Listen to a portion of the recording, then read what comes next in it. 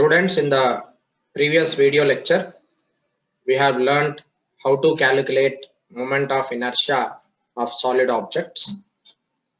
And in this video session, we will be learning few more objects, and we will be learning how to find out moment of inertia of those regular shaped objects.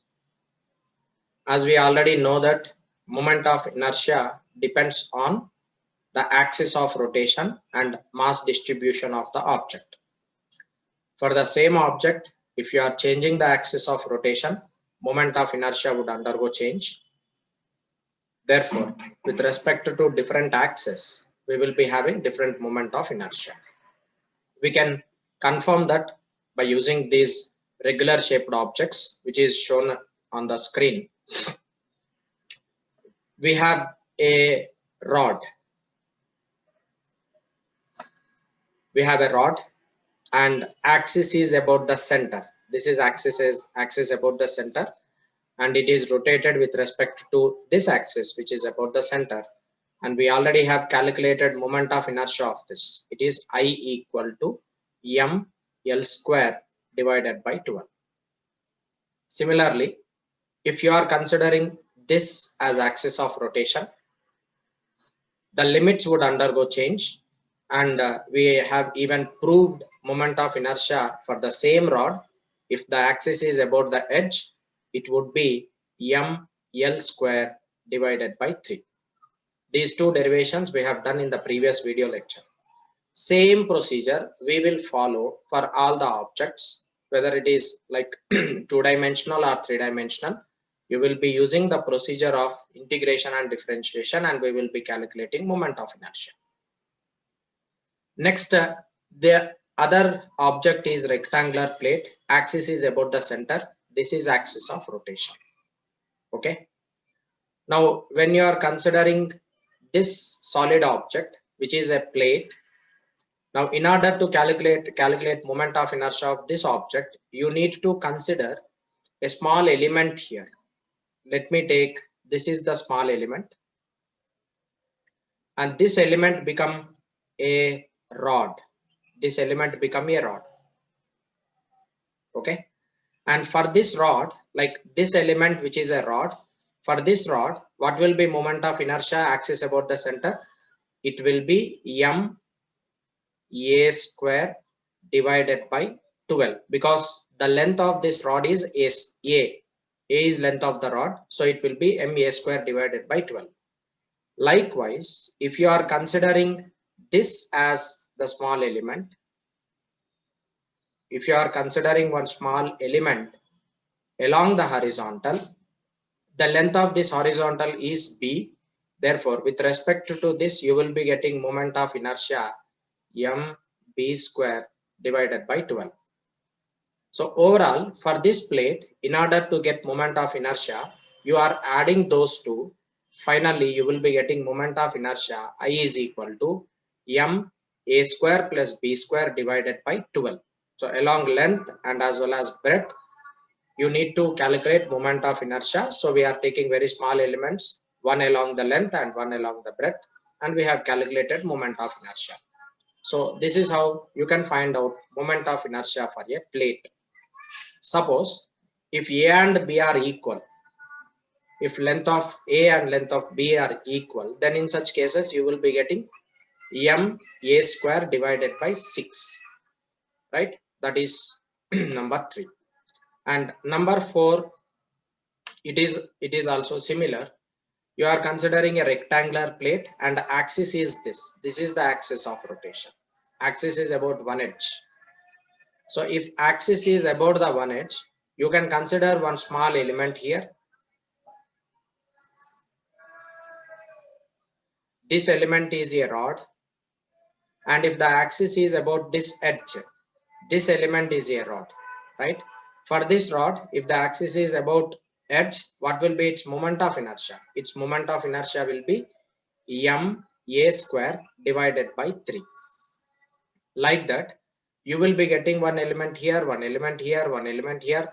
For all the elements, you will be getting same moment of inertia.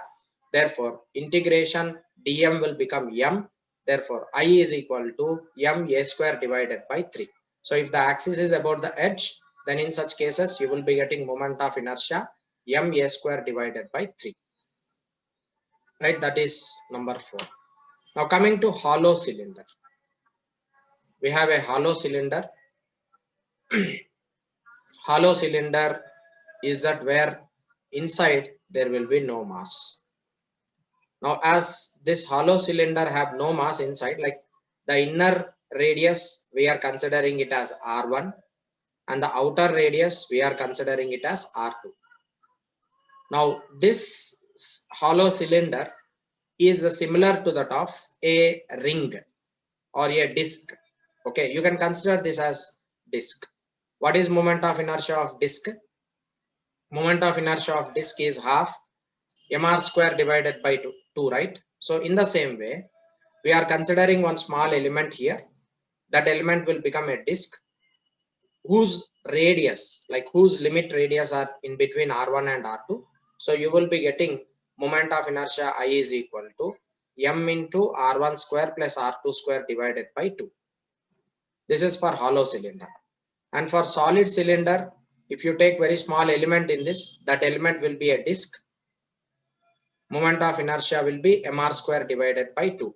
So disc and solid cylinder have same moment of inertia.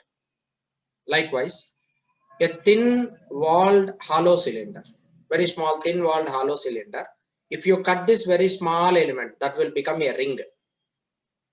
If you cut this a small element, it become a ring. And this ring has mass dm. So in order to calculate overall moment of inertia, you will be just integrating dm into r square. Integration dm is total mass of this cylinder.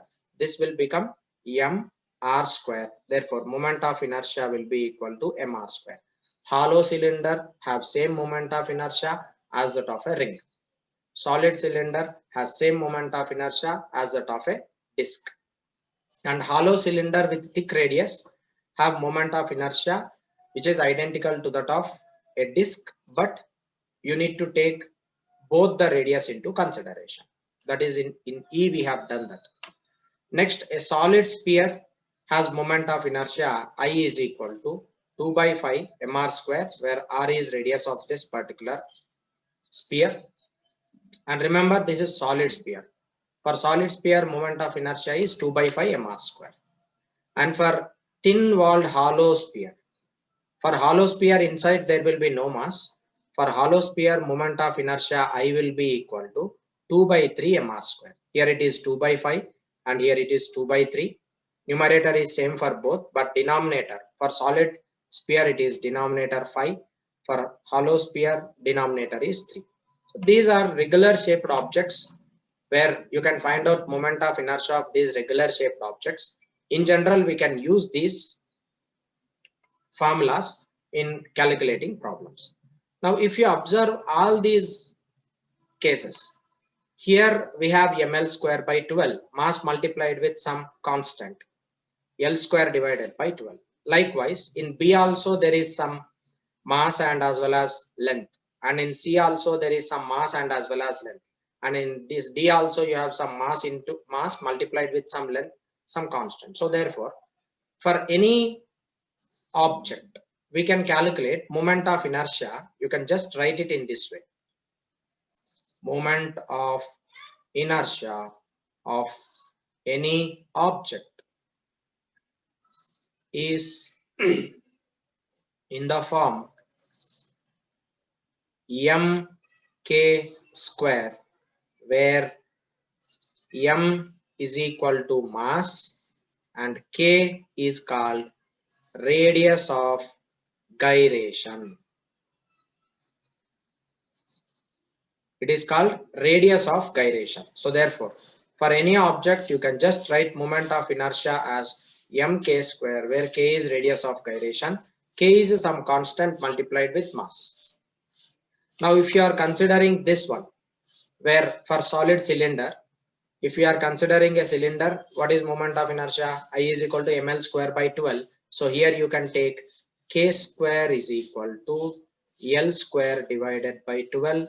K is equal to L divided by root 12. that is radius of gyration of the solid cylinder, where axis is about the center. Likewise, in case of one end, if the axis is about one end, you can just compare it with I is equal to mk square. Okay, what is k now? K is equal to L square divided by 3 under root. So k will be equal to L divided by root 3. Likewise, here for the next object, we have moment of inertia. That moment of inertia can be written as in terms of mk square. This is compared with mk square. What is k written as? K is equal to under root of a square plus b square divided by 12. That is k. Now coming to this d, what will be a moment of inertia for this? It is I, mk square. K can be written as a divided by root 3. Likewise, in this case, you can write k is equal to r1 square plus r2 square divided by 2 under root. Likewise, here you can write moment of inertia I is mk square. K can be just compared it as r divided by root 2, which is radius of gyration. And for thin walled hollow cylinder, you can just write k is equal to r, where k is radius of gyration. And the next solid sphere, you can just compare it with mk square, where here you can write k is equal to under root 2 by 5 r. And for hollow sphere, you can write k is equal to under root 2 by 3 r. This way, for any given object, you can just represent moment of inertia in terms of mk square, where k is called radius of gyration of the object, and that radius of gyration is constant for a given object with respect to that fixed axis. So whenever, if you do not know moment of inertia of any given object, suppose if it is irregular shape or if it is any another shape, if you do not know its moment of inertia, just you can write it in terms of mk square, where k is called radius of gyration. Okay, so this is how you can find out moment of inertia of different objects, and also we can calculate radius of gyration of the object with respect to fixed axis. So students, parallel axis theorem is helpful in calculating moment of inertia of a object with respect to a parallel axis, right? Now let me consider this is an object which is irregular shaped object, like this is object, and for this object, this is center of mass. This is center of mass for the whole. This is irregular shaped object. For this irregular shaped object, you have one center of mass here. With respect to that center of mass, there is one axis of rotation, and that axis of rotation, I am just calling it as ICM. Every body will have its own center of mass. With respect to that center of mass, with respect to that particular center of mass, you will get one moment of inertia, right? That moment of inertia, I am writing it as ICM. Now I can find out moment of inertia with respect to any other axis which is parallel to that particular axis. Now for this axis, there is one parallel axis, this one. I want to calculate moment of inertia with respect to this axis. So I am now rotating object with respect to this axis. I want to find out moment of inertia with respect to this parallel axis. Now these two axes are separated by some distance, capital D. Remember that both the axes are parallel to each other and both are separated by some distance, capital D. So moment of inertia with respect to the axis which is parallel to it is I equal to moment of inertia with respect to center of mass plus total mass of the object into perpendicular distance between two axes.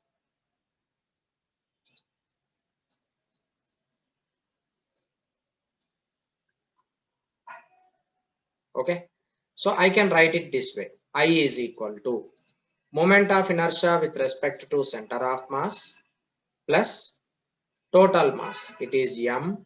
And what is the distance between two parallel axes? Distance between two parallel axes is capital D, that is whole square.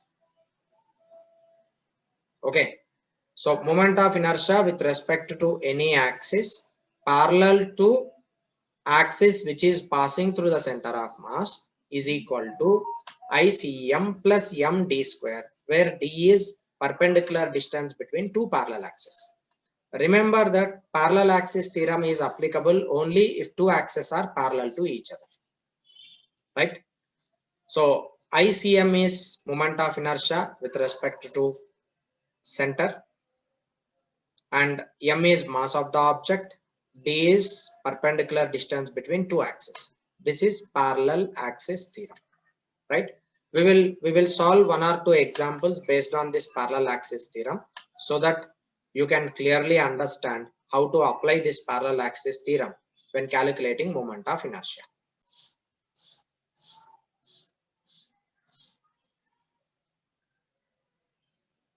Students, let us apply parallel axis theorem and find out moment of inertia with respect to another axis for a ring. This is a ring, right? And for this ring, we already have learned that moment of inertia for the ring with respect to axis about the center. For this axis, we know moment of inertia I is equal to mr square, and this is a ring. Mass of the ring is m. I want to now calculate moment of inertia of this particular ring where this is the axis of rotation. I am just taking this as axis of rotation, and I consider this total length from these two parallel axes are being separated by some distance. Say it is 3r divided by 4. That is separation between two axes. I want to now calculate moment of inertia with respect to this axis. And this is axis about the center. So how to apply parallel axis theorem? Parallel axis theorem states that moment of inertia with respect to parallel axis is equal to moment of inertia with respect to axis about the center plus total mass into perpendicular distance between two axes whole square. Now this is equal to IC is mr square, which we already know, plus total mass of the ring is capital M. And what is perpendicular distance between these two axes? It is a 3r divided by 4 whole square. This is equal to mr square plus m into 9r square divided by 16.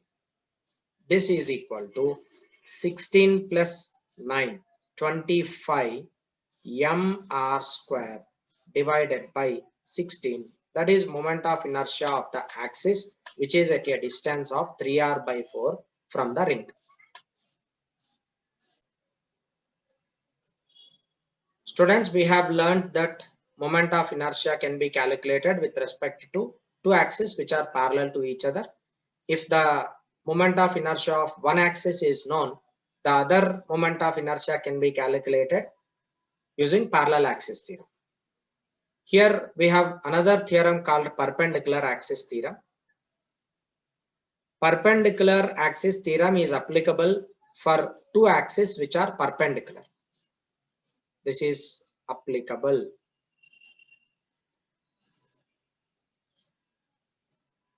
for two axes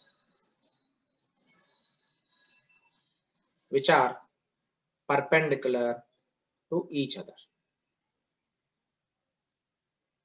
It's not like here we have three axes of rotation, three axes, right? Don't write here dash 2. So this is applicable for axes which are perpendicular to each other. Name itself tells you perpendicular axis theorem. It means that if the axes are perpendicular to each other, we can apply this perpendicular axis theorem. Now we have three axes of rotation. This is one axis which is along x-axis and z-axis and y-axis. You have one irregular shaped object here. With respect to, you can rotate this object with respect to x. You can rotate this object with respect to y. You can rotate this object with respect to z. Okay. Now, when we are calculating moment of inertia, z-axis is perpendicular to x-axis and as well as y-axis as well. Okay. So here we can consider x-axis and y-axis are in plane of body. They are along the plane of the body. What about z-axis? Z-axis is perpendicular to plane of the body. Okay. X-axis and y-axis are in plane, but z-axis is perpendicular to the plane of the body. Therefore, you can find out moment of inertia with respect to z-axis, which is perpendicular to the plane. So, moment of inertia, perpendicular axis theorem states that moment of inertia along z-axis, which is perpendicular to the plane, is equal to sum of moment of inertia with respect to x-axis plus with respect to y-axis. This is equation for perpendicular axis theorem. Okay. So perpendicular axis theorem states that moment of inertia with respect to one axis perpendicular to the plane is equal to moment of inertia of two other axes which are passing through the plane. It is sum of moment of inertia of two other axes which are parallel to the plane. And remember that Iz should be perpendicular to Ix and as well as Iy. This is how perpendicular axis theorem can be applicable.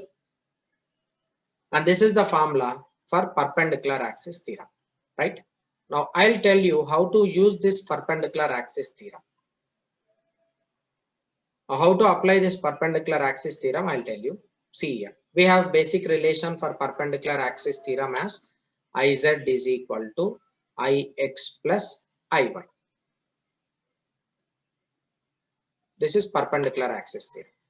Let me now consider one ring.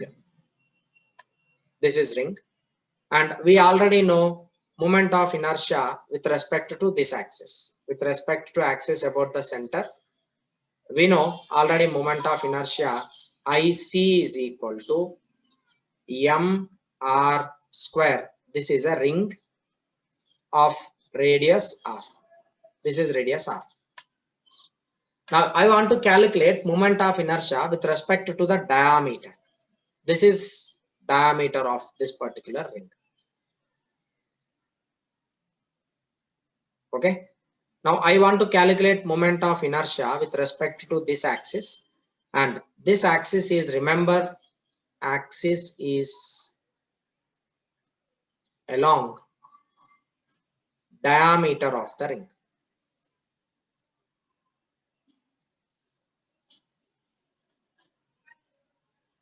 Axis is along diameter of the ring. So when the axis is along diameter of the ring, I can consider this as x-axis, and I can consider this as z-axis,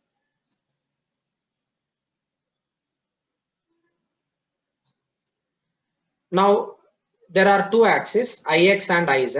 So I can imagine one more axis as well for this, and that axis I am considering it as this way. This is one more axis which I am choosing, that is z-axis, which is along the diameter. It is z, sorry, Ix we have took, it is Iy. Okay. See, Iy and Ix are in plane, of ring, right? And what about Iz? Iz is perpendicular to plane of the ring, right? Now, according to perpendicular axis theorem, now you can apply perpendicular axis theorem because Iz is perpendicular to both the axes Ix and Iy. So I can write Iz is equal to Ix plus Iy.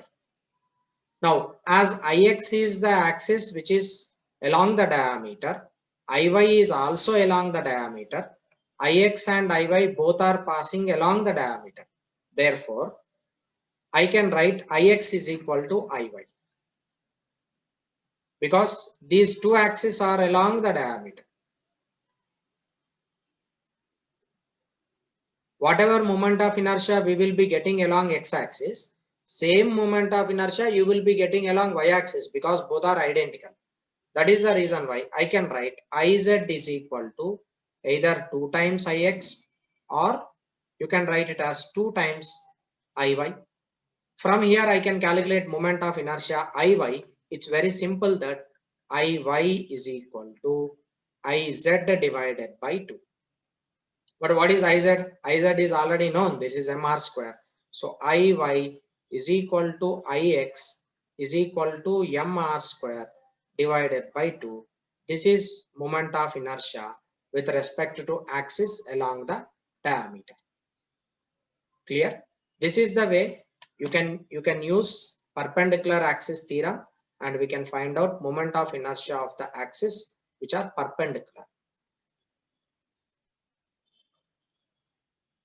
Yeah, students, we have two rods. In this problem it is mentioned this is rod 1 and this is rod 2. This is rod 1 and this is rod 2.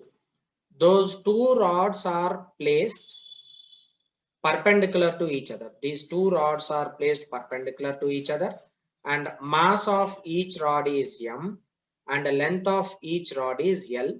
They are joined to form a cross. These two are joined. Now they are joined in the form of cross and find the moment of inertia of the cross about a bisector as shown in the dotted lines. You want to find out moment of inertia with respect to this axis and with respect to this axis. Okay. So moment of inertia with respect to these two axes you should calculate, right? Now see here. We know moment of inertia with respect to first axis. It is that, see, this is rod 1 and rod 2. Rod 1 and rod 2. I name this axis as like this dotted axis. I will be considering it as. So let me draw this. This is one rod and this is another rod. Okay. I am now calculating moment of inertia with respect to this axis. Okay. It has mass m and length L. It has mass m and length L. With respect to this axis, I want to calculate moment of inertia. I name it as I1. See here, this axis I1 is exactly cutting two rods perpendicular to its plane. So what is moment of inertia of the rod with respect to this axis? It can be written as mL square divided by 12. Okay, axis about the center, right? Now, how many such rods are there with respect to this I1? We have two rods. Therefore, moment of inertia with respect to I1 is equal to mL square divided by 12 plus mL square divided by 12 since there are two rods. See, this is one rod. Okay, first you just consider this. See, for this rod, what is moment of inertia? mL square by 12. Because this is the axis and it is at the center for this rod. Now let me take one more rod. That rod is also, for that rod also axis is about this center. Therefore, if you can consider only this rod, what will be its moment of inertia? That will be mL square by 12. As there are two rods here, moment of inertia you are adding both rods moment of inertia I am adding, that is I1. Next, I should calculate moment of inertia with respect to this axis.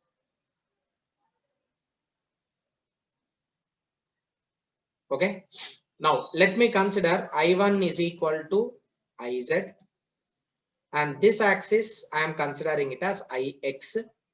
Obviously, there will be one more axis which is perpendicular to that. This axis I am considering it as Iy.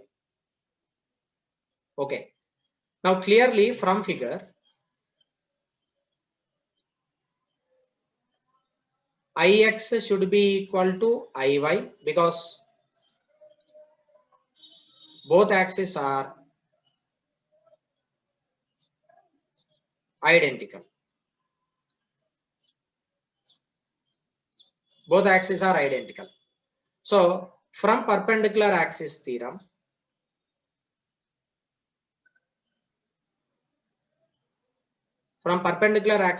you can write Iz is equal to Ix plus Iy.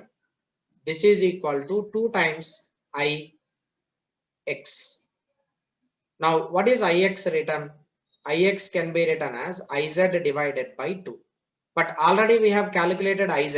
What is Iz? Iz is this. I1 is equal to Iz. Okay. So that Iz is ml square by 12 plus ml square by 12. It will become ml square divided by 6. So it is ml square divided by 6. This is equal to ml square divided by 12. Because this total if you combine, you will be getting ml square divided by 6. This ml square by 6 I am writing it here. This is Iz. Okay. Iz divided by 2. So 2 into 6 become 12. So totally moment of inertia with respect to this axis Ix is equal to ml square divided by 12. This is the procedure to use perpendicular axis theorem. Students, we already have learned how to calculate moment of inertia of a rod with respect to the axis about the center and axis about the edge. But here this is quite different. The rod is inclined at an angle theta with respect to axis of rotation. Okay. Now, whenever the rod is inclined with respect to axis of rotation, this inclined rod can be taken into x component and as well as y component. So simply, I'll take this as one component. I'll take this as one component. Okay. Now I can write this component as the mass is m and its length is L. So this L is resolved into two components. The total length is L. This is length L. That L can be resolved into components, that is L sine theta and this is L cos theta. Okay, this rod is resolved into two components. So if rod is inclined with axis of rotation, resolve length of the rod into components. So if I resolve length of the rod into components, one component L cos theta is parallel to axis. It is parallel to axis of rotation. Therefore, R perpendicular is equal to 0. So therefore, moment of inertia with respect to this L cos theta will be equal to 0. R perpendicular for that parallel component is 0. That's the reason why moment of inertia with respect to parallel component will be moment of inertia with respect to L cos theta is 0 because it is parallel to the axis of rotation. Now moment of inertia with respect to this perpendicular component. This is perpendicular component L sin theta. Moment of inertia with respect to perpendicular component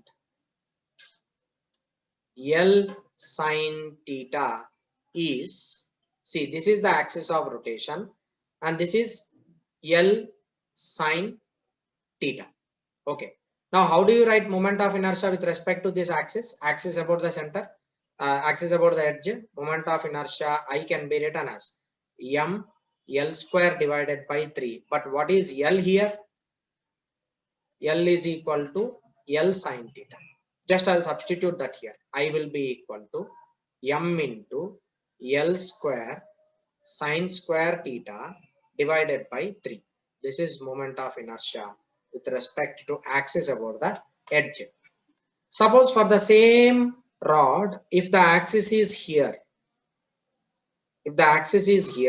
this is I2.